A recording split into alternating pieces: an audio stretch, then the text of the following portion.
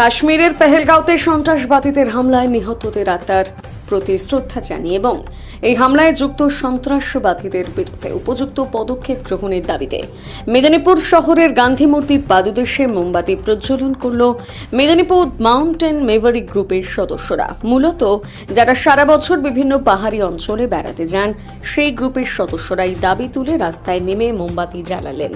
জম্মু কাশ্মীরে পহেলগাম অঞ্চলে সন্ত্রাসবাদী হামলায় নিহত পর্যটক ব্যক্তিদের উদ্দেশ্যে মোমবাতি প্রজ্বলনের মাধ্যমে শ্রদ্ধাঞ্জলি জ্ঞাপনে আত্মার শান্তি কামনার্থে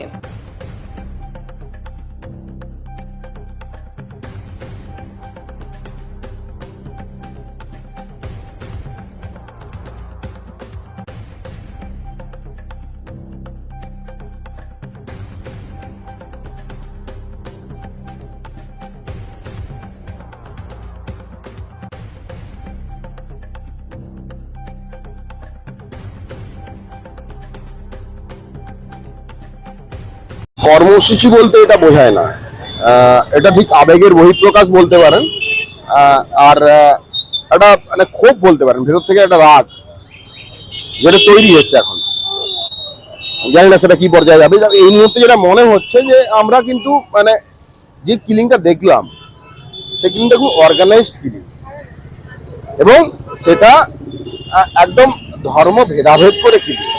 সেটা আমরা কোনোদিন, আমরা পাহাড়ে ঘুরতে ভালোবাসি, অ্যাকচুয়ালি আমরা মাউন্টেনিং টিম, মেদিনীপুর মাউন্টেন মুভরিক একটা টিম। সেটা আমরা প্রত্যেক বছর পাহাড়ে কোথাও কোথাও ঘুরে বেড়াই। ইভেন আমরা কেজিএল করে এসেছি 15 দিন ওরকম দুর্গম অঞ্চলে, পাকিস্তানের সঙ্গে 5 কিলোমিটার ডিস্টেন্সে আমরা থেকে এসেছি। তো এ সমস্ত কিছু ঘটনা ঘটেনি আমাদের সঙ্গে, কিন্তু আমরা যখন দেখলাম এরকম একটা সেফ জায়গা যেখানে সব থেকে বেশি টুরিস্ট যায়, আমরা তো যেখানে গেছি সেখানে লোকে ভাবতেই পারে না আমাদের পিঁপড়ের মতো টিপে মেরে দিতে পারতো রাষ্ট্র অথবা রাষ্ট্রের বিরুদ্ধে যারা চক্রান্ত করছে তারা। তো যেগুলো চলছে সেগুলো কিন্তু মানে হওয়া যায় না, এটা সম্ভব না। আমরা ট্রেকার হিসেবে যাই। হ্যাঁ, কাশ্মীরের মতো জায়গায় ঘটনা কত কাম্য নয় বলেই তো গত 4 বছরে এত ফ্লাডের মতো টুরিস্ট এসছে। কাশ্মীরের মতো জায়গায় কাম্য নয় বলেই তো ফ্লাডের মতো এত টুরিস্ট এসছে যে পাথর ছড়ার লোক পাওয়া যাচ্ছে না। তো পাথর ছড়া যখন লোক পাওয়া যাচ্ছে না, গুড়ি ছড়ার তো 2-1টা লোক পাওয়া যেতে পারে না।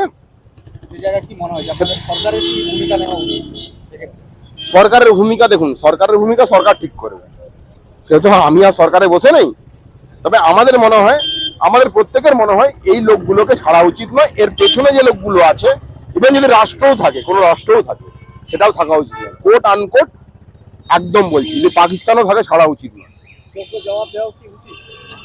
100 বার যোগ্য জবাব অবশ্যই হবে, তবে সেটা শুধু ওই সামরিক ভাবে নয়, কূটনৈতিক ভাবেও।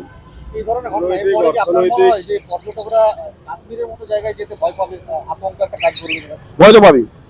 আজকে আপনি আপনার ফ্যামিলি নিয়ে গেলে ভয় পেতেন না? পেতেন। অলরেডি বুকিং ক্যান্সেল শুরু হয়ে গেছে।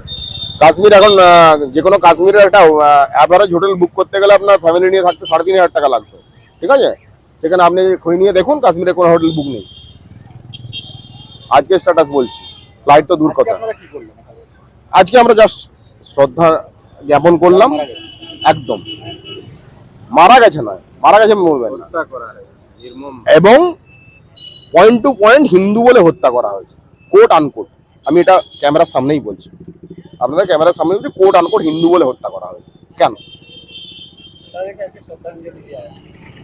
হ্যাঁ, সেটা আমরা দিলাম, সেটা তো অবভিয়াস। আমাদের এর থেকে বেশি বা কম কিছু করার নেই, কারণ আমরা তাদের কাছে পৌঁছাতেও পারবো না, বা তাদেরকে আমরা পার্সোনাল হেল্প করার জায়গাতেও নেই। সেটা গভর্নমেন্ট করবে, গভর্নমেন্ট দেখবে। দেবরাজ রায়।